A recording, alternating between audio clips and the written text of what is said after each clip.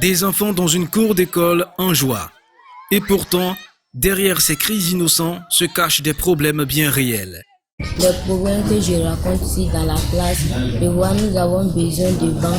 Nous sommes assis 3 et je ne me sens pas à l'aise quand il pleut. La pluie rentre, ça regarde notre cahier. Donc il y a trop de poussière, on ne peut pas balayer la classe. Il n'y a pas de terrasse aussi. La classe est un peu serrée parce que nous sommes nombreux. Alors, c'est mon travail. Nous sommes dans le plus grand groupe scolaire de la ville de Niélé, dans le nord de la Côte d'Ivoire. Tout comme l'ensemble des établissements scolaires de cette petite commune, ce groupe scolaire qui abrite les écoles Niélé 1 et Niélé 2 fait face à de graves problèmes d'effectifs pléthoriques et d'infrastructures vieillissantes. Cette année 2014-2015, un effectif total de 504 élèves. Et les effectifs sont répartis comme suit. Au CP1, nous avons 40 filles, 49 garçons, ce qui nous donne un total de 89 élèves pour le CP1. Au CP2, nous avons 45 garçons, 38 filles, ça nous donne un total de 83.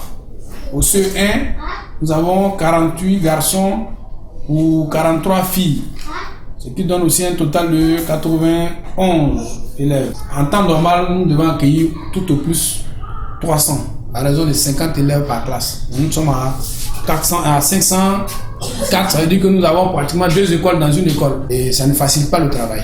Un travail en effet rendu plus difficile pour les instituteurs qui malgré tout donnent le meilleur d'eux-mêmes pour l'éducation des enfants. Nos problèmes sont généralement les problèmes qu'on rencontre ici dans le Grand Nord, ce sont les problèmes d'effectifs.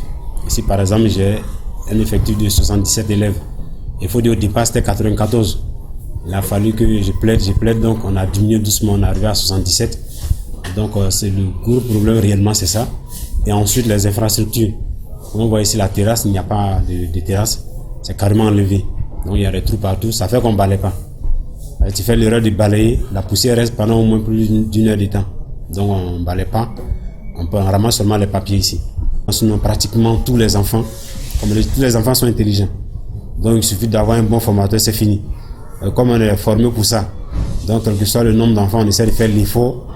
Et donc, bon, quand c'est comme ça, tu ne peux pas suivre réellement. Selon la formation qu'on a reçue, il faut un certain nombre d'effectifs. Donc tu peux suivre tous les élèves pas à pas. Et dans les normes, vous êtes censé accueillir combien d'élèves? Logiquement, dans cette salle-là, on doit accueillir logiquement au maximum 55. Voilà, il y en a 77, le maximum c'est 55. Sinon le chiffre adéquat c'est 45. Voilà, selon le type de pédagogie qu'on donne actuellement. Donc tu peux suivre chaque élève. Actuellement, tu vois, il y en a qui sont cachés, tu ne peux pas les voir. Bon, c'est vers la fin du cours, tu te rends compte qu'il y a un qui est certainement caché, il dort, tu ne l'as pas su. C'est vrai que tu sillonnes, mais ils connaissent les maîtres. Donc quand le maître arrive, il se tient, on dirait ça va, mais alors que réellement ça ne va pas.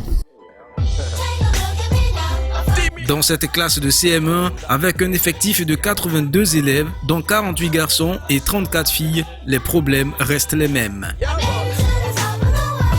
Je vise le top, je vise le sommet.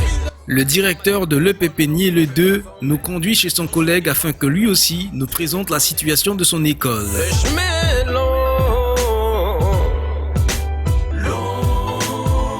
je m'accroche plus fort, j'y arriverai, je serai là, je me battrai pour pouvoir. Il nous faut un bâtiment pour pouvoir quand même réduire comment l'effectif, ça veut marcher. Avec l'effectif, même si on donne le maximum, on ne va pas prendre. Yes. Beaucoup sont indifférents. Bon, on n'arrive pas surtout à se retrouver avec cet effectif. Donc nous optons vraiment qu'il y ait un bâtiment. Alors on met 2 bâtiments, même un bâtiment de 3 classes pour pouvoir quand même envoyer ça chaque cours. Dans ces conditions, même l'amour maternel d'une institutrice arrive à peine à s'accommoder d'une classe de 71 élèves. C'est pas du tout facile. Elles sont des enfants, mais bon, on fait avec, on fait un peu, avec un peu de courage, ça va aller tout, puisque c'est à l'intérieur, on enseigne en français. Voilà, c'est pas, la plupart ne comprennent pas ce qu'on dit. Mais bon, on fait avec un peu, avec l'espoir, on espère que ça va aller. avec l'appui maternel, on allie avec l'éducation, ça va. Et comme si cela ne suffisait pas, il faut aussi mener une autre bataille avec les animaux. Comme l'école n'est pas clôturée, voilà, comme vous le constatez, les moutons, les cabris, même souvent les bœufs, bon, c'est parce que hier on a fait une réunion après le drapeau, les enseignants ont fait une réunion. Si nous voyons les bœufs se promener ici encore, nous les attachons. Et puis les propriétaires, quand ils vont venir pour les chercher, ils vont payer quelque chose. Mais les années précédentes, nous l'avons fait, mais ça ne marche pas toujours. Vraiment, c'est un grand souhait pour nous d'avoir une clôture pour le groupe scolaire. Surtout ces animaux-là, on ne sait pas quand est-ce qu'ils peuvent réagir.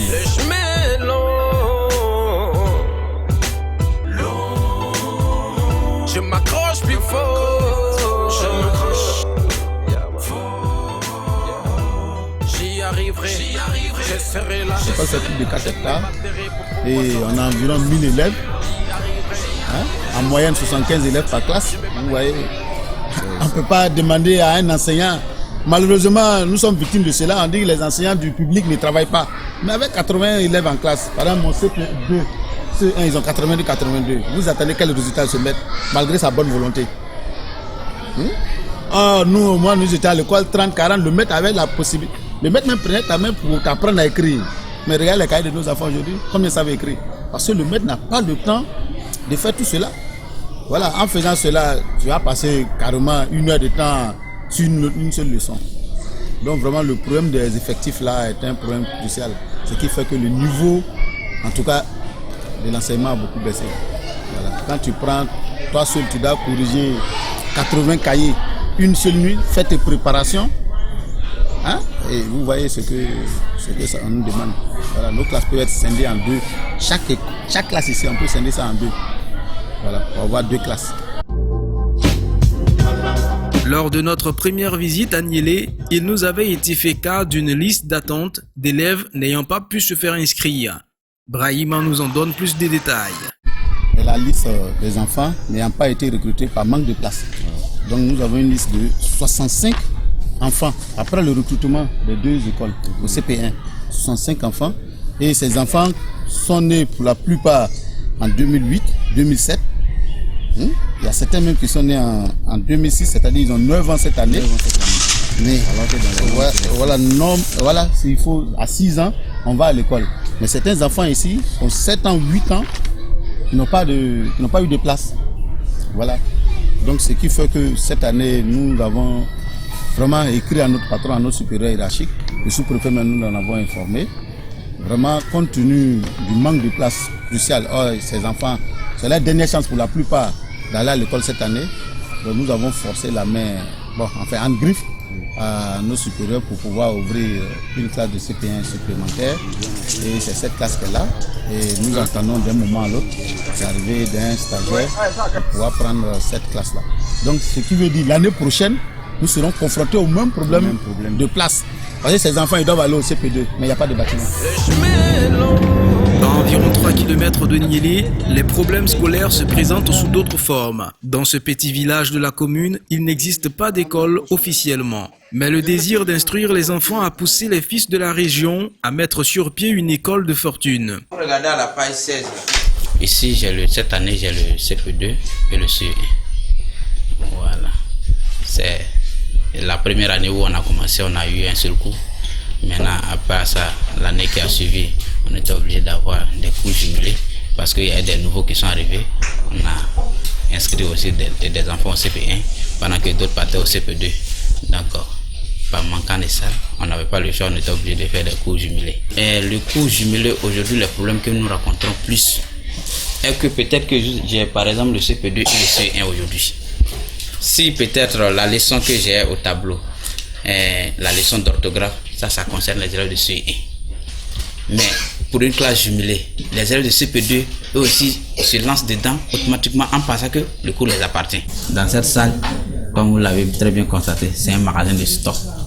Un magasin pour les paysans qui sert aux paysans de vraiment garder leur stock de produits, que ce soit le poison, les graines de trucs de semences. C'est le stock du magasin qui est là. Donc, mais puisque les villageois ont très bien besoin d'une école, donc on a essayé d'écarter un peu les stocks et puis on a pris la place. Mais quel que soit Alpha, même quand les gars envoient les produits, ils trouvent au moins une petite place pour garder là. Vous voyez derrière là-bas, si vous regardez très bien derrière là, il y a la bascule qui est là. La bascule qui sert à l'achat du coton là, elle est gardée là-bas. Mais c'est très dangereux, un élève peut se blesser. Vous savez que c'est des enfants qui ne sont pas assez jeux pour ça. Peut-être à la sortie de la récréation, ils peuvent se bousculer, il y a un qui peut se blesser. Contrairement aussi aux produits qui sont là, c'est très dangereux pour la santé, mais nous sommes là, on aspire le gaz comme ça, et puis bon, vraiment souvent c'est gênant, mais on n'y peut rien. Voilà, on est obligé de vraiment faire avec. Il est clair que la situation de l'éducation est extrêmement difficile à Niélé, mais comme ces enfants qui gardent toujours le sourire, ce sont tous les acteurs du système éducatif de Niélé qui gardent espoir en un avenir meilleur.